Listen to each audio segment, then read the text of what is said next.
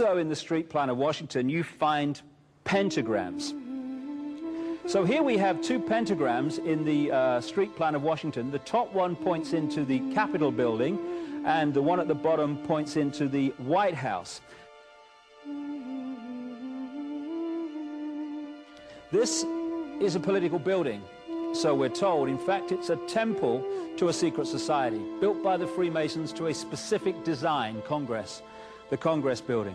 Where did it get its name from? Capitol Hill, from a sacred place of the Roman Brotherhood going way back called Capitoline Hill. And when Madeleine Albright, high priestess of this brotherhood, became Secretary of State, and she went across on her first overseas visit to Europe, she actually went to Rome and made an official visit, what for her would have been a pilgrimage to Capitoline Hill in Rome, and that's where we get Capitol Hill from. This is George Washington.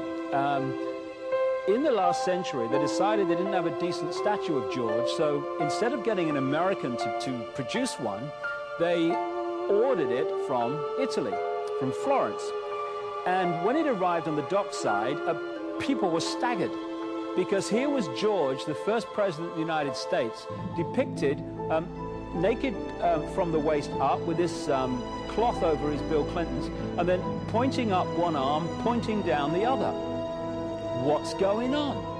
Unless you realize where these people are coming from, it's inexplicable.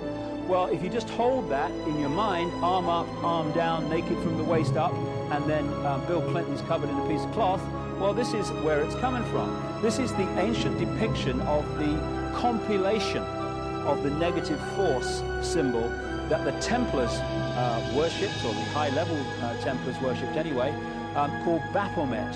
And this is why they depicted George Washington in that way.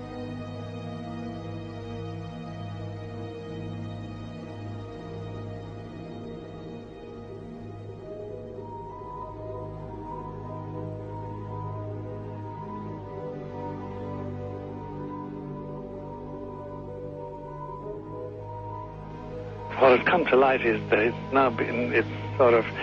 it is not so surprising for a lot of people that there are covens amongst the very educated class, architects, doctors, lawyers, priests, brokers, and the leisure class.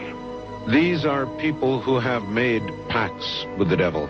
That's right. It's really the best, the more accurate way of describing would be that they have indulged themselves in the worship of the goat, of the prince, of the serpent, of Satan, of Lucifer, and they lead perfectly normal lives. They're jewel merchants. They travel. They're prominent in their own way, but they do have this indulgence. Father, here's a part of that I can never understand. That has never made sense to me, and that is, if somebody were to make a pact with the devil, then obviously the implication is if the devil is there to make a pact with them, to make a deal, to make their life, this short mortal life on earth, pleasurable, with money or women or travel, or more interesting, whatever it is they want. Yes. Then they are aware of the presence of the devil, and they are obviously aware then of the presence of God as well, and they nevertheless make a conscious, stupid, short-term, blind choice to take what they can get in this lifetime. And to embrace one, you must embrace the other. It's not like it's some wishy-washy person. I know you do. It is a very not easy to understand, except when you talk with them, when they let their hair down and peel grapes, as we say, and when they're on their way to being cured of what or healed is the proper word. You find that there's an exhilaration and a satisfaction which is both sensual and sexual and mental when they really indulge in Luciferian worship. There is a peculiar exhilaration. Like a drug, then? Yes, it's a peculiar exhilaration. And of course, the godly instincts in us all, the angelic in us all, because we all have something angelic and something godly, besides everything else, a lot of other negative things, that is quenched. And you find in them a horror of anything, what we call sacred and holy, or sacrosanct, or the idea of the idea of the sacred, of the awesome.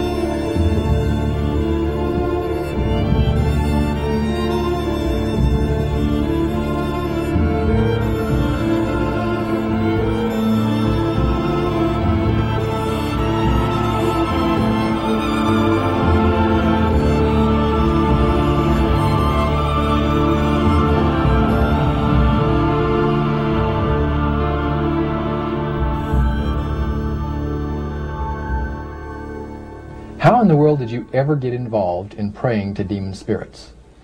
A fellow that had been on a particular ship with me, he told me, "Hey, I got something fantastic to tell you."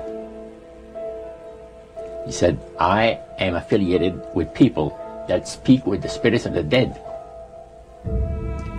How would you like to talk to the spirit of your dead mother?" And I was shocked.